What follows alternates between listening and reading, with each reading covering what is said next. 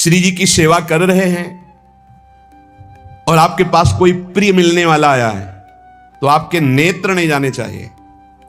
सेवा से हटकर नेत्र गए, इसका मतलब अभी सेवा में प्रीता नहीं। गुरुजन आ जाएं तो श्री जी को विराजमान करके खड़े हो गए।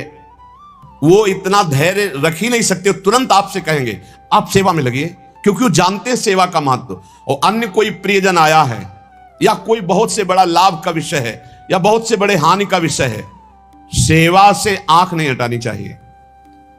इतना महत्व सेवा में देना चाहिए कि जिस समय हम सेवा में हैं उस समय भी ना किसी की सुननी है, ना अपनी बोलनी है, ना हमें नेत्र देने हैं और ना हमें सेवा रोकनी है, चाहे कुछ भी हो जाए। अब ये निष्ठा पकड़ लो तो अभी माया पर विजय प्राप्त कर लोगे। बड़े महापुरुषों ने सेवा सुख के लिए अपने सर्वस्व का समर्पण कर दिया। श्री आस्करण जी महाराज नाम के महाभागवत हुए हैं, जो अपने लोग नाम कीर्तन करते हैं श्रृंगार आरती के बाद। हाँ, आस्करण मधुकर जयमल नृप हरिदास जन दासा, ऐसा आता है। तो आस्करण जी के इष्ट श्री राधा मोहन जी थे। इन्होंने विचार किया कि राजकाज में हर क्षण कोई न कोई जब सेवा में बैठते तो राजा, तो आप ये सलाह ये सब बंद कर देना चाहिए। जिस समय हम श्री जी की सेवा में है उस समय अन्य कोई वार्ता नहीं, अन्य कोई नहीं, बस उन्हीं के रूप गुण का चर्चा करते हुए। अगर हम सेवा में हैं तो उनका चर्चा का तात्पर्य है पद गुनगुनाते, जिस समय की जो हम सेवा कर रहे हैं उस समय के पद गुनगुनाते हुए या उनकी रूप माधुरी में चित्त लगाए हुए सेवा में। इससे बड़ी कोई बात नहीं। यदि सेवा मिल गई श्री जी की तो आप ये समझ लीजिए कि आप श्री जी के पास जाने का पास मिल गया आपको। बड़े बड़े महापुरुषों ने कहा भजन करना, साधना करना, ये सब हो सकता है, लेकिन प्रभु की सेवा में अनुराग, गुरु की सेवा में अनुराग, संत सेवा में अनुराग, समाज सेवा में भगवत भाव से अनुराग, ये बहुत कठिन बात है। भगवान श्री कृष्ण द्वैपायन व्यास देव जी कहते हैं, मैं दोनों हाथ उठाकर कहता हूं, मेरी बात सुन लो, मान लो। सेवा से सब प्रकार की संपत्ति प्राप्त हो जाती है, जो चाहिए आपको, लौकिक पारलौकिक।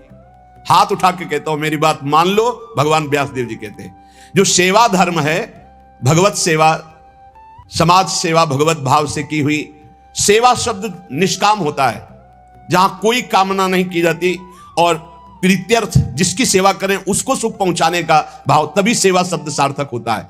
कोई भी ऐसी कामना नहीं जो सेवा से पूर्ण ना हो जाए। जो सेवा धर्म का आचरण करता है उसके संपूर्ण जीवन में आनंद ही आनंद, सुख ही सुख रहता है। और लोग कहते हैं धर्मात्मा को दुख मिलता है। तुम क्या जानो, तुम बाहरी बात देखकर कहते हो दुख मिलता है। हृदय आनंद में वो डूबता है जो किसी भी वैभव में, किसी भी सुख में, किसी भी अनुकूलता में नहीं होता। अभी आपने सेवा धर्म को स्वीकार नहीं किया। सच्ची कहते हैं, सेवा में जब ये शरीर जाता था तब भी किडनी फेल थी, 20 वर्ष से फेल है। कभी गुरु कृपा से एक दिन का भी चूक नहीं हुई और कभी जानने नहीं दिया कि शरीर में कष्ट है। 7 बजे से लेके कभी कभी 11 बजे तक सेवा का सौभाग्य मिलता, बिल्कुल कभी नहीं जानने दिया। बड़ी से बड़ी सेवा की जो आज्ञा हुई तो वही गुरु बल सब कार्य कराता था। कहीं सेवा में कभी ऐसा में नहीं, जब सेवा के बाद आए तो भले लेट गए, फिर सामर्थ्य नहीं रही भिक्षा भी मांगने की, पर जब सेवा में गए तो एक अपार सामर्थ्य गुरु कृपा से आ जाती थी। सेवा में एक अद्भुत सामर्थ्य है। समस्त कामनाओं के बीज, वासनाओं का नाश करने की सामर्थ्य भगवत सेवा में है। श्री आस्करण जी ने अपनी सेवा को सुरक्षित रखने के लिए, ये नरवरगढ़ के राजा है, राजा को बहुत से कार्य होते हैं, पता नहीं किस समय कौन सी राजकीय व्यवस्था के लिए आवश्यकता पड़ जाए, तो ठाकुर सेवा में एकाग्रता की बहुत आवश्यकता होती है। पत्रावली तो सिर्फ पत्रावली पे ध्यान है, इधर उधर नहीं तो पत्रावली बिगड़ जाएगी, वो पत्रावली मानी नहीं जाएगी आपकी। भोग लगा रहे हैं तो सिर्फ एक एक कवल पे ध्यान है आपका, बैठे हैं, प्यारे जू कैसे पा रहे हैं, हित सजनी जू कैसे पवा रहे हैं, प्यारे जू कौन सी पदार्थ की तरफ देख रहे हैं, लाडली जू कौन से पदार्थ की तरफ देख, पूरी भावना में उससे डूब। श्रृंगार तो श्रृंगार कर रहे हैं, स्नान तो स्नान, मतलब सेवा में पूरी तन्मयता आवश्यकता है। अगर तन्मयता नहीं तो फिर बिगड़ जाएगा। मनुष्यों में श्रेष्ठ आस्करण जी ये नरवरगढ़ के राजा थे। इनके ठाकुर का नाम राधा मोहन जो था। ये प्रेम पूर्वक उनकी सेवा में कोई विघ्न न हो इसलिए 10 घड़ी तक का कठोर आदेश दे दिया था। 24 मिनट की एक घड़ी होती है, तो 10 घड़ी कितने हुए? 4 घंटे। 4 घंटे तक कोई भी अगर सूचना देने आया तो दंड प्राप्त करेगा, वो दंड उसको मिलेगा। 4 घंटे तक सूचना भी नहीं देनी है। जिस समय वो राधा मोहन जी की सेवा में गए तो द्वारपाल खड़े हो जाते थे, कोई भी अंदर प्रवेश नहीं करेगा। किसी भी तरह की कोई विपत्ति आ जाए, आग लग जाए, फिर भी सूचना नहीं देनी है। 4 घंटे सेवा में ये शिक्षा लेनी चाहिए। अपनी जब ठाकुर सेवा करें, हम कहते तभी करो, सब निपटा लो पहले फिर ठाकुर सेवा करो। ऐसा नहीं है कि जल्दी जल्दी तुम्हारा चित्त कहीं लगा हुआ है। अगर घर गृहस्थी में हो तो हम कई बार एकांतिक में बोल चुके हैं, पहले अपने पति पुत्र की तैयारी कर दो। उनको ऑफिस जाना है, उनको विद्यालय जाना है, सबकी तैयारी कर दो, जय जयकार करके उनको पवाओ। फिर इसके बाद अपने ठाकुर को स्नान कराओ, ठाकुर को भोग लगाओ, निश्चिंत हो करके। चित्त वृत्ति बार बार दौड़ रही है, ठीक बात नहीं। अगर हमें कभी कोई और कार्य हुआ तो हम पहले वो कार्य करते थे, फिर राधा वल्लभ जी के दर्शन जाते थे, क्योंकि हम राधा वल्लभ जी के दर्शन में खड़े वही चिंतन करेंगे, वो उनके पास जाना है तो पहले उनके पास हुआ है, फिर अगर कोई कार्य है तो हम वो निपटा के तब जाएंगे। ऐसी सेवा में अन्य कोई वार्ता नहीं, अन्य कोई चिंतन नहीं, अन्य कोई हमारी क्रिया नहीं, केवल सेवा में तत्पर। इसलिए उन्होंने कठोर नियम लगा रखा था, 4 घंटे तक कोई सूचना भी नहीं देगा। और आप मंदिर में राधा मोहन जी को 4 घंटे स्नान कराना, श्रृंगार कराना, आरती करना, फिर आरती करके भोग आदि सब करके फिर दंडवत करना। दंडवत के बाद जब प्रसाद चरणामृत लेकर उठते तब कोई बात हो तो बता सकते हैं। वो भी बात जब श्री जी की चिक डालकर बाहर निकले, उस समय द्वार पर चौकीदार बहुत सावधानी से कोई भीतर न जाने पावे। देखो, महापुरुषों से हमको शिक्षा मिलती कि हम कैसे ठाकुर सेवा करें। ठाकुर जुगल किशोर हमारे, इनकी सेवा हम कैसे करते हैं। आप 4 घंटे एकाग्रचित होकर केवल सेवा में ही डूबे, बड़ा सुख मिलता है। जब अपने श्री जी सौभाग्य दिए थे सेवा करने का, तो जैसा श्रृंगार करने के बाद जब दर्पण दिखाते थे तो रोना आता था। अपने प्रभु को श्रृंगारित देखकर जो हृदय में सुख मिलता है, रोम रोम आनंदित हो जाते थे। कभी कभी 2-2 बजे दोपहर तक बैठे फिर भिक्षा मांगने जाते थे। श्रृंगार करने के बाद पद सुनाओ उनको, फिर उनकी रूप माधुरी देखो। भक्तों के नेत्र अलग होते हैं तो प्रभु उनका रसास्वादन भी अलग ही करवाते हैं। एक बार क्या हुआ, आवश्यक कार्य से नरवरगढ़ में दिल्ली के बादशाह का आगमन हो गया। बादशाह जो सैकड़ों राजाओं के ऊपर होता था, और ये नरवरगढ़ के राजा थे। उसने आज्ञा करी, जाओ आस्करण जी को हमारे सामने जल्दी लिवा करके लाओ। और आस्करण जी का नियम था, राधा मोहन जी के मंदिर में गए तो सख्त आदेश, कोई सूचना नहीं पहुंचाएगा।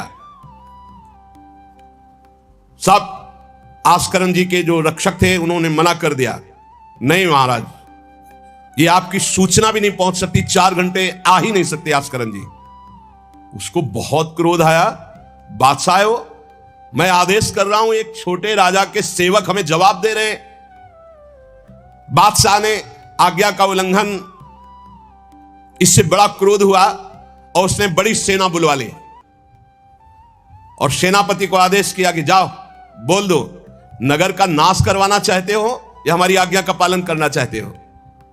तुरंत आस्करण को भेजो, अन्यथा पूरी सेना बलात् नगर को नष्ट कर देगी और जबरदस्ती आस्करण को बंदी बना लिया जाएगा। बादशाह का आदेश, देखो परीक्षा होती। जब यह आदेश हुआ, सेनापति आया, निज दूतों से जो अंगरक्षक द्वारपाल, उनसे कहा, सबने कोई उत्तर नहीं दिया। 4 घंटे तक हम अपने राजा को सूचना भी नहीं दे सकते, जो तुम्हें करना हो करो। यह बड़ी बात है, बादशाह का हुक्म, बादशाह के सेनापति का हुक्म। सेवा में विघ्न ना पड़ जाए इसलिए कठोर नियम लिया था, पर सबके हृदय में घबराहट थी कि अब क्या होगा। जब बादशाह नाराज हो गया, सेना आ गई, सेनापति आ गए, अब क्या होगा। सेनापति ने बादशाह से कहा कि अब क्या हुक्म है, वहां से मना हो गया है, आपकी आज्ञा का उल्लंघन, हमारी आज्ञा का उल्लंघन, हमारा भय दिखाना सब व्यर्थ चला गया। बादशाह ये बड़ा आश्चर्य हुआ कि ये आस्करण जी के पास सूचना ही नहीं पहुंचाई जा रही और हमारे भय का इसके ऊपर कोई असर नहीं। पराशकरण जी बहुत साधु प्रकृति के हैं, बड़े प्रियजन हैं, आक्रमण करना तो उचित नहीं, मैं स्वयं जाकर के देखूं क्या बात है। राजा थोड़ा भाव से युक्त हुआ, नहीं तो रजोगुण में फिर ऐसा भाव कहां होता है। पराशकरण जी की भक्ति का प्रभाव कि उसके ये देखो चल के आखिरकार है क्या। बादशाह स्वयं आया। राजकर्मचारी अब विचार में पड़ गए कि बादशाह को कैसे रोका जा सकता है। सब जितने उनके अंगरक्षक सबको रोक दिया। ये बड़ी बात है, यह है भगवान की आराधना का बल। नहीं, बादशाह को कौन रोक सकता है, एक छोटे राजा ये है, उनके सैनिकों ने, द्वारपालों ने रोक दिया और बादशाह से कहा राज आज्ञा का उल्लंघन हम नहीं कर सकते, नाम सूचना दे सकते हैं और ना किसी और को अंदर जाने दे सकते हैं, किसी और को अंदर नहीं जाने दे तो हम जा सकते हैं। बोले हां आप बादशाह हैं, आप जा सकते हैं, लेकिन आपके साथ कोई नहीं। बादशाह राजी हो गया। देखे आखिरकार अंदर क्या है। वहां जाके देखा तो आस्करण जी की सेवा हो चुकी थी संपूर्ण। अब वो दंडवत कर रहे थे। कई बार हमने प्रार्थना की है उपासकों से कि 11 दंडवत, 21 दंडवत, 51 दंडवत, 108 दंडवत, जितनी सामर्थ्य हो नियम ले लो, रोज करो। 4 परिक्रमा करो श्री जी की और 11, 21, 51, 108 दंडवत करो। जो स्त्री शरीर के साधक हैं वो पंचांग दंडवत करें। पंचांग किया, खड़े हो गए, हाथ जोड़ा, मंत्र जपा, फिर पंचांग किया, फिर खड़े हो गए। ऐसे ही जो पुरुष शरीर साधक है वो साष्टांग करें। साष्टांग किया मंत्र जपते हुए, फिर खड़े हो गए, हाथ जोड़ा, फिर मंत्र जप कर प्रणाम किया, फिर साष्टांग, फिर ऐसे। हमें लगता है होती होगी दंडवत, करते होंगे, क्योंकि ये नियम तो बहुत पहले से दिया और ये करना ही चाहिए। सच्ची कहते हैं बड़ा सुख मिलता है जब अपने इष्ट के चरणों में साष्टांग लौट कर और उनकी तरफ देखते हुए। बहुत कृपा होती, बहुत कृपा होती। स्वस्थ है, बुढ़ापा दूर है, आनंद लूट लो भाई, ये कमाने का समय गंवाने का नहीं है। आस्करण जी अपने ठाकुर की संपूर्ण सेवा करके दंडवत अपनी पूरी कर रहे थे। अब जैसे 108 दंडवत तो समय लगेगा। हमने देखा है पूज्य सदगुरुदेव भगवान को अस्वस्थ शरीर में, अस्वस्थ अवस्था होने पर भी, बुखार है पर दंडवती अपनी पूरी करते हुए, नियमावली पूरी करते हुए देखा। क्योंकि जैसे ब्रज की 84 कोस की परिक्रमा में तो श्री जी साथ थी, बहुत थकान, बहुत शरीर कष्ट में, पर आप अपनी दंडवती जरूर पूरी करते। गुरुदेव भगवान को देखा। महापुरुष नियमनिष्ठ होते हैं, जो नियम ले लिया उसे तोड़ते नहीं। जय बजे आरती होती है, आप देख लो, 5 मिनट के अंतर की बात नहीं कह सकते, नहीं आपको ठीक समय से आरती मिलेगी। जय बजे वो टहलने के लिए वही उनका समय होगा। महापुरुषों की पहचान होती है, उनकी एक रस दिनचर्या चलती, उनकी दिनचर्या में फर्क नहीं पड़ेगा, शरीर में भले फर्क पड़ा हो, चाहे बुखार हो, चाहे जुकाम हो, चाहे जो भी पीड़ा हो, दिनचर्या में फर्क नहीं पड़ सकता। ये महापुरुषों की पहचान होती है। आस्करण जी साष्टांग लेट करके दंडवत कर रहे थे। अब को बादशाह जाएगा तो बादशाह कोई साधारण तो है नहीं, उसकी बाजू बंद, उसके सब झनन भनन आवाज तो होती है, पता भी चलता है कि कोई आ गया। मुड़ करके भी नहीं देखा बादशाह की तरफ, बस बार बार साष्टांग दंडवत, खड़ा खड़ा देखता रहा। 108 दंडवत, 2-4 हो तो बड़ी देर हो गई, ना बादशाह से बात, ना सलाम, ना कोई, बस वो अपनी साष्टांग दंड। ये होना चाहिए। आप श्रृंगार कर रहे हैं तो श्रृंगार में ही दृष्टि होनी चाहिए। दंडवत कर रहे हैं तो किसी की तरफ नहीं, सिर्फ दंडवत के सामने प्रिया प्रीतम है, हम बार बार दंडवत कर रहे हैं। ये उपासकों की एक एकाग्रता होती है। भला सोचो बादशाह पास खड़ा है तो ऐसे लेटे लेटे भी तो देख सकते थे, बिल्कुल नहीं देखा। राजा को, बादशाह को बड़ा आवेश आया कि इतनी देर से मैं खड़ा हूं, पहले तो वहीं सब नाना करते रहे, इतनी देर से खड़ा हूं, ना कोई प्रणाम, ना नमस्कार, ना हमारी तरफ देख रहा है, क्या है। तलवार निकाली और साष्टांग दंडवत कर रहे थे तो मारा, एक पैर की एड़ी कट गई, एड़ी कट गई, खून बह रहा है। साष्टांग दंडवत, फिर खड़े, फिर साष्टांग दंडवत, फिर खड़े, फिर साष्टांग दंडवत, बिल्कुल नहीं देख रहे कि एड़ी कट गई। सोचो जरा, ये भक्त की निष्ठा है उपासना की। या तो अगर एक चींटी काटेगी तो थोड़ी देर लौट करके पहले देखेंगे क्या हो रहा है, फिर दंडवत। एड़ी कट गई, लेकिन किसने काटा, ना ये बात देखी। एड़ी कटना कोई साधारण बात समझते हो, तलवार से पूरी एड़ी काट दी, कोई दुख नहीं, रक्तस्राव हो रहा है। अपने नियमानुसार आह निकला, ना गुस्साई कि किसने ऐसा कर दिया। 108 दंडवत पूरी की। पूरा जब संपन्न कर लिया, इसके बाद पीछे हटे, चिक गिराई, क्योंकि समझ चुके थे कि ये तलवार चलाने की हमारे ऊपर हिम्मत केवल बादशाह की हो सकती, दूसरे की नहीं। कोई साधारण राजा नहीं, महाभागवत और महाबली है। इसलिए हमारे ठाकुर का सुखपूर्वक अपशयन हो। चिक डाली। आस्करण जी ने जब चिक डालकर पीछे मुड़कर देखा तो बादशाह तो शिष्टाचार के अनुसार जोहार किया। राजा की भगवत सेवा, नियम निष्ठा, ये देखकर बादशाह बहुत प्रसन्न हुआ और कहा, मैंने आज देखा ईश्वर के प्रेम की सच्चाई को। तुम्हारे में थोड़ा भी बनावटीपना नहीं, थोड़ी भी शिथिलता नहीं, तुम अपनी निष्ठा के धैर्यवान वीर हो। बादशाह ने आस्करण जी से भगवत प्रेम संबंधी कुछ चर्चाएं की और विचार अपने प्रकट किए कि आज मैं बहुत खुश और सौभाग्यशाली हूं कि तुम्हारे जैसा राजा मेरा जन है। बड़ा हृदय रस में डूब गया बादशाह का। यह है देखो सच्चाई भक्ति की। नहीं बादशाह के हुक्म को टाल देना, सेनापति की आज्ञा का उल्लंघन कर देना, बादशाह आया है साष्टांग दंडवत, कोई उसका आदर ना करना, ये सब भारी अपराधों में आता है। नहीं, बादशाह आया और फिर दंडवत हो सके नहीं, पहले उससे बातचीत होगी, बाद में दंडवत होगी। नहीं, अपनी निष्ठा के आगे नहीं। एड़ी काट दी गई फिर भी नहीं रुके। अब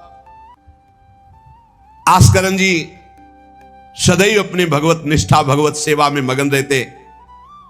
राजा बहुत प्रसन्न होकर के कहा कि अब जिस कार्य के लिए हम आए थे अब उस कार्य की जरूरत नहीं है, और अपनी जेब से अपनी रुमाल निकालकर अपने हाथों से उनके चरणों की एड़ी में बांधा और कहा, तुरंत चलिए राजवैद्य के द्वारा इसे, और आज से हमारी तरफ से आपके ठाकुर की सेवा सुख संविधान चलेंगे। हम विशेष विशेष प्रकार के आपकी ठाकुर सेवा में सहयोग करें। आस्करण जी ने कहा, भगवत कृपा है, सब भगवत कृपा है, सेवा यथार्थ रूप से चल रही है। नियम की सच्चाई और हृदय में कोई छल कपट नहीं, रोष नहीं, ये भगवान के भक्त में विशेष लक्षण होते हैं। भगवान के भक्त में छल कपट नहीं और अपराध करने वाले पर भी रोष नहीं। सच्ची आराधना, सच्चा प्रेम, तो सबको बदलना पड़ेगा। बादशाह का भाव बदल गया, जो आवेश में था, क्रोध में था। सच्चाई से अगर थोड़ी भी ठाकुर सेवा की जाए तो माया पर विजय प्राप्त की जा सकती है।